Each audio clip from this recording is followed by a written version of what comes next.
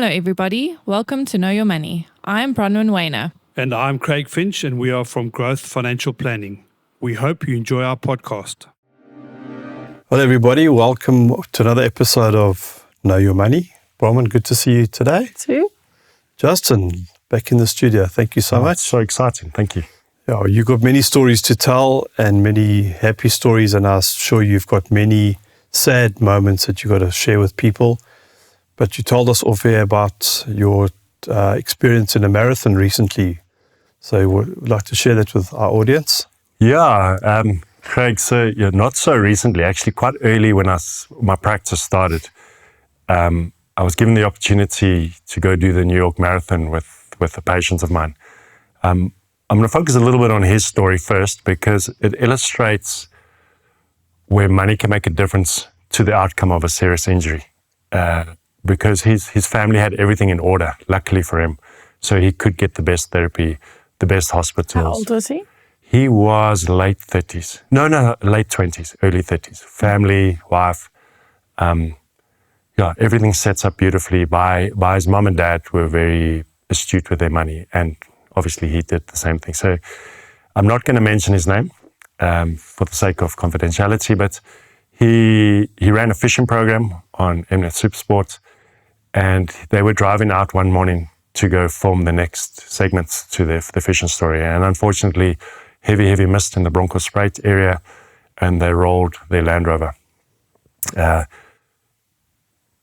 2 fatalities. One person came out fine, and Ari was severely brain damaged.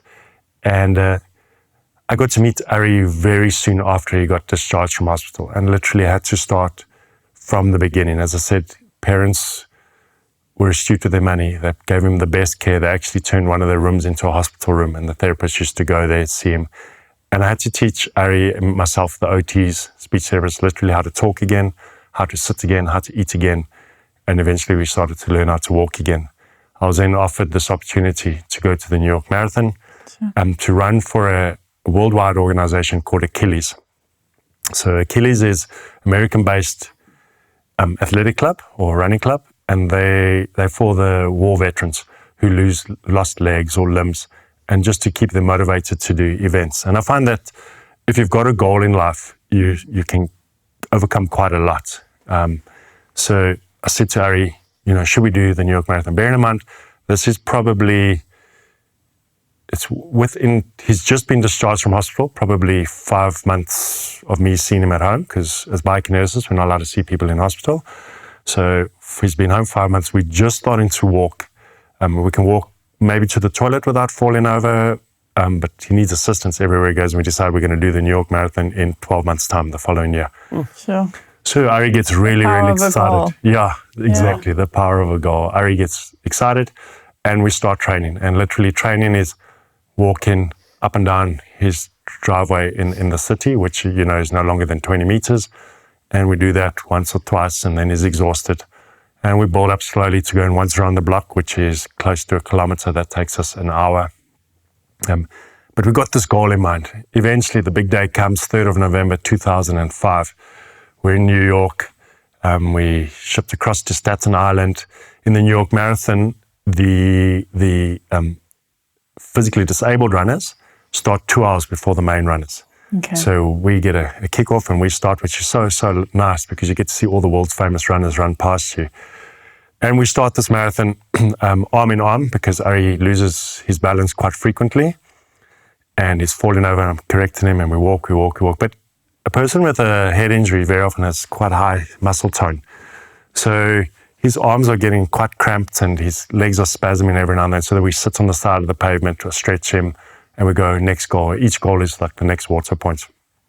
A long story short, we started at 8 a.m. in the morning, freezing in Staten Island. We cross over that bridge and we're heading into Queensboro. We're going over that Queensboro bridge. And for those of you who watch a lot of American shows, that's the big bridge that they show in the TV series. Yeah. So there's 4 lanes on top, 4 lanes at the bottom.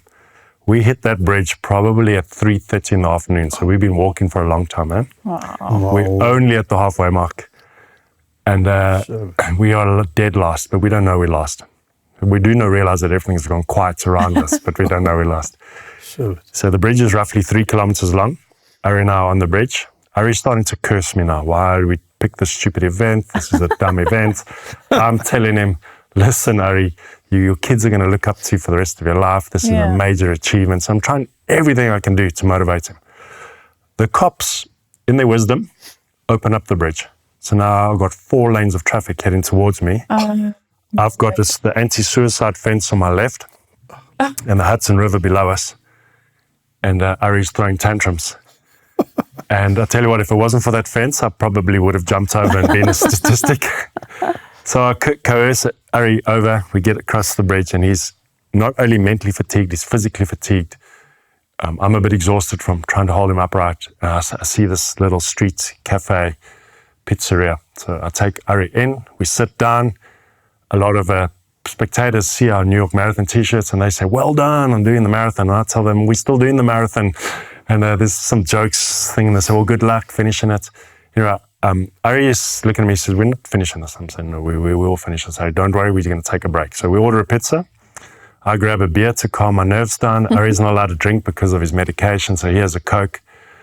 And we share this. In the meantime, I phone the hotel because his wheelchair's there, and I say, guys, we got 16 kilometers still to go. I mean, we've been out there for 9 hours, I think. Sure. Someone brings me a wheelchair. So I bring the wheelchair into the rooms, into the restaurant. I put Ari in, and then he sees the rest of our party go one way, and I continue on the blue route. The reason I say blue route is the marathon's marked with a blue line, so you know exactly where you're going, even though the streets are got traffic on now again. And I start pushing Ari home, or to finish the marathon. And I'm still trying to convince him. He's telling me, we're not finishing this marathon. I say, Ari, we're finishing this marathon. We've traveled all this way. We trained for a year. We finished this marathon. So I pushed him in the wheelchair for probably 8 to 10 kilometers. We then come up to Central Park. And Central Park's much longer than it looks on the movies. So we got about 7 kilometers to go. And we've caught some people.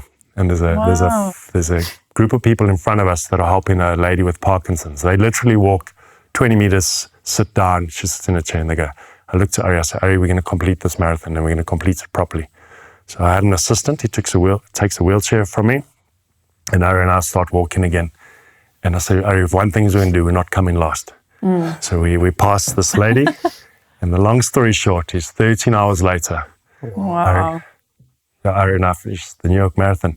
Amazing. And the following year he went back. We did it a lot quicker, and he finished the marathon. But the importance of a goal is paramount. We had something to look forward to and something to aim our therapy towards. He had the financial backing to do something like that. And I think that my story is twofold. So when I tell the story to other people, I say, when life gets you down and it's a really tough time, just sit down and take into perspective what's happened. Grab a pizza and a beer, look what you've already achieved, and cut down the rest of life in small little chunks, and you'll be able to complete the event. So the importance of friendships and circles and support is vital. But if you look at the whole arching story and the success of Ari completing the marathon much quicker next year, it was because his family were astute with how they invested their money, how they looked after their money, and how Ari could get the best therapy out of the whole situation. But I think he didn't just get a therapist, he also got a person that helped his mindset and helped him achieve that goal. And that is the gold in it in itself, right? Well, he got you Yeah. to get him with a goal. It's not No, about the absolutely. therapist, a therapist. It was you as a therapist. The only disability in life is a Bad attitude. Yeah. Just thanks for that story. That's a Really pleasure. great. Thank you. Enjoy telling it. Cheers. Awesome. Thank you for listening. If you have enjoyed this podcast or would like to subscribe, please visit our website, www.growthfp.co.za. The information we have provided in this podcast is our personal opinion. For more detailed information, please discuss your financial situation with a financial planner.